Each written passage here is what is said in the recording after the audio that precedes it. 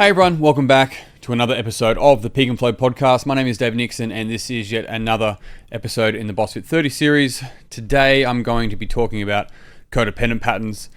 And this model, this framework was first introduced to me by a mentor at the time, only for a short time, but an important time, about 9 years ago. And later on, I remember teaching it to a client and they go, oh, it's a human interaction model. And I was like, oh, that's really interesting because I could see in this model that it wasn't just humans that people build codependencies on. And I want to explain that as we go through today. So understanding codependent patterns means a couple of different things. It doesn't mean that we're vilifying when we are codependent. It doesn't mean that interdependent in every area of your life is the most important thing. What it means is, are you aware of the potential level of dependence that you have on the relationships with people and things in your life? And this gets highlighted when we aren't aware of them, for one, but more importantly, when we feel stuck, when we're operating from a place where things need to be perfect in order for us to do something or to feel a particular way. That the name for that is just conditional. Right? I need X conditions to occur in order for me to feel or do or be X. That's where we see things like conditional happiness, conditional love, whatever it may be. I need X, Y, and Z to occur, and then I feel happy. If X, Y, and Z don't occur, then it means that my happiness is based upon external circumstances. I've built conditions. I'm codependent in that. Not that happiness is the gold standard. All emotions are equal in their own way. Anyway, more than anything, we can subtly blame and really, like, long-term be scared of the fact that we'll never break this cycle and this is the way it is. The reality is that you can break that cycle, and I'm going to teach you how you can do that today. There's a couple of key principles, once again, that are going to underpin the approach to this. I remember reading this quote, and I can't tell you who wrote it. It wasn't me. It was really simple. It was, when everything falls into place, I'll be at peace. It's not that. That's what ego says. Spirit says, when I'm at peace, everything falls into place. The subtle difference there is massive, because when I need things to fall into place to allow myself to feel peace, it means that I need to know that the universe is doing what I expect it to, and then I feel okay. As opposed to allowing myself to understand that I, as well as everything else, is simply just a part of a really complex and nuanced universe that's continually evolving and changing, and that there's many things outside of my control. And so it really comes down to being able to sort of let go of those things, which leads me on to the next point, which isn't, it's not always letting go. Sometimes you can sub the word let go for let be. And you may find that rather than letting go of something, if you just let it be what it is, let it be what it's not, right? This is a really powerful space to be in, because in doing so, you give yourself the power back to be able to actually be okay in the chaos or in whatever else that we label the circumstances and conditions in our life. The other part of this, I guess, is really allowing yourself to be a beginner, and you'll see why, because I'll tell you how to move through these stages in a minute. But like, even as adults, when we're really advanced in certain areas of our life, we still need to give ourselves permission to be a beginner in areas that we're not so competent and confident at. And it's okay that we're not confident at it. Confidence is literally to confide, and it comes from experience. And so in order to have experience, we have to do it a fair bit. In order to do it a fair bit, we have to start. And in order to start, we need to be a beginner.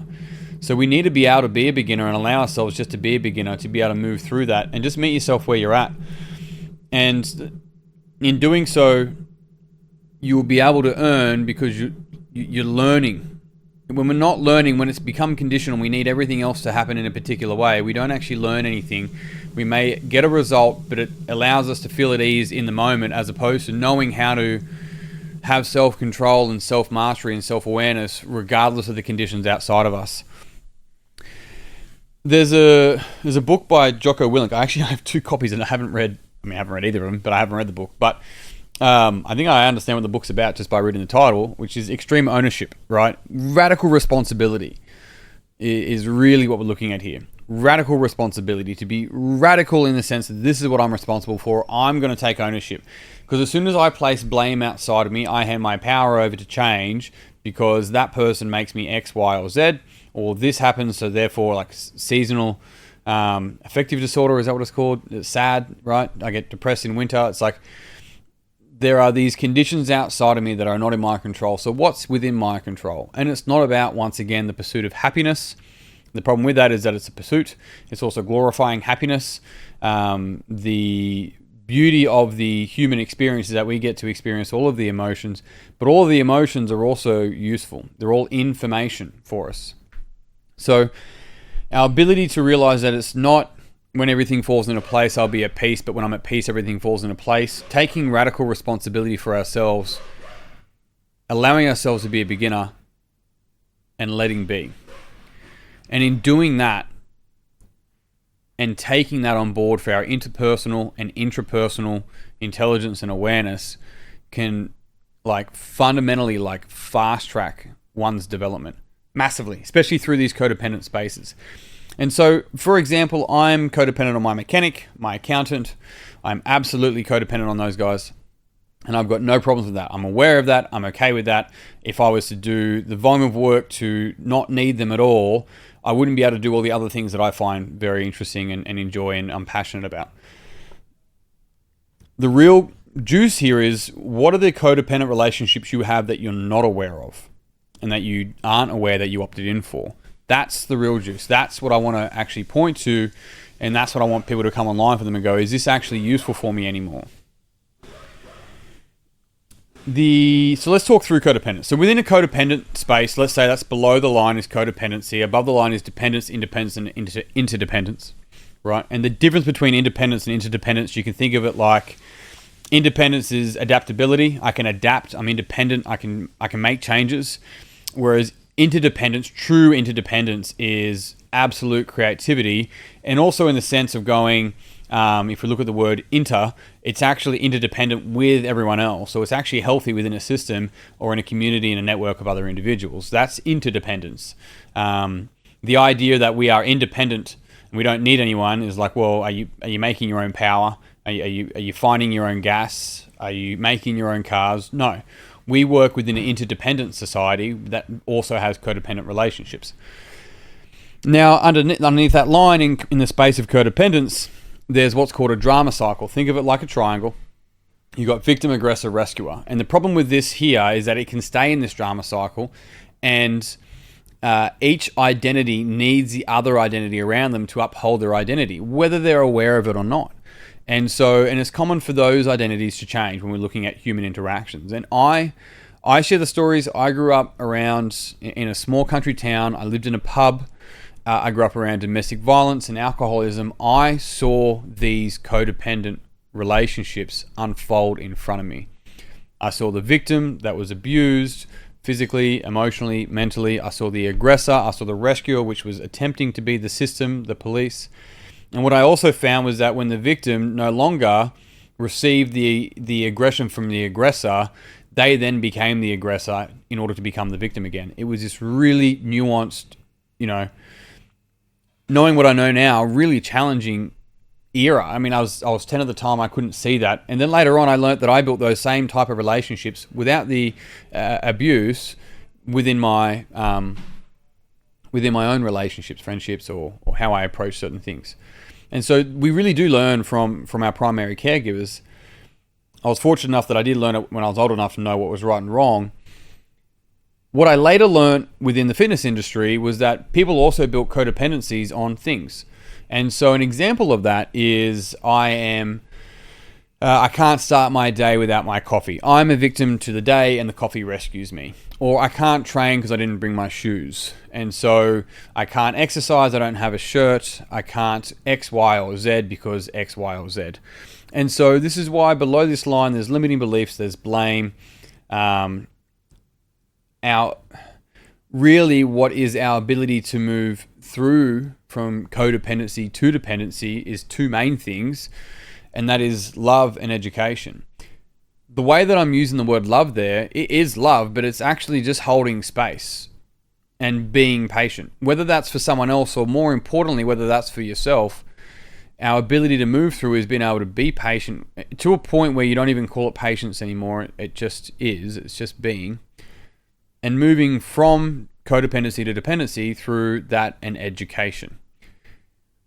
In doing so, the stuff that we want to be able to educate ourselves on is fundamentally what is within our power, what is within our ownership. And that's the things that I've been going over in the last couple of podcasts, and it's integrating into this so you can start to build dependency, then independency and beyond within your relationship with people and things.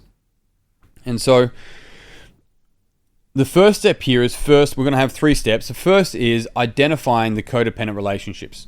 Don't judge them. Not good, not bad. Just become aware. First word is aware of the codependent relationships that you have within your life. Like I said before, my mechanic, my accountant, maybe it's on my coffee in the morning, maybe it's on I can't dance without having a couple of drinks. It's not true. I'm a great sober dancer. But my point there being is all you're doing is starting to identify where you're actually having those codependent relationships. From there, we want to assess. So we go aware, assess, and the assessment is this serving me? Is this something that's going to be healthy long term, or is it an old part of me that I'm still playing out in the current part of me? Is this resourceful for me long term? Is it healthy for the system? Is it healthy for me? Is it healthy for them? And if the answer is yes, or if it is for now, great. If the answer isn't yes, if it's anything other than yes, if it's a maybe, then it's a no. And so we go aware, what are those relationships? Assess, is this healthy? Is this resourceful? Is this a good fit for me moving forward? Do I want to continue this? And then we take action. So we go aware, assess, action. And the action is really more than anything, what step can I take to take ownership in this relationship? And when I say relationship, it's with people or with things or whatever, it doesn't matter. But what step can I take to take ownership within this relationship? What is the first step for me to take ownership in this relationship and move forward? And that can be use the 2 channels of love and education, or both of them, and go, so am I offering love to myself, which is compassion, compassion to self, compassion to other? Or as far as education is concerned, what am I missing that if I knew how to do, I'd be able to move forward? If you start with those two spots, 2 places, you'll be able to start to build, and learning as a process, move from codependency to dependency and beyond. It will take time, but the time passes anyway. So you may as well allow yourself to be a beginner. Let go of the shit that you once were, that you once had, all of that sort of stuff, and let be, and really step into what actually is your power and your potential without sounding all Tony Robbins. Your power is what I'm talking about around responsibility. And when you can step in that and you take ownership, everything falls into place. You start to see the pathway. Even if it's not clear, you're clear in the direction you're going.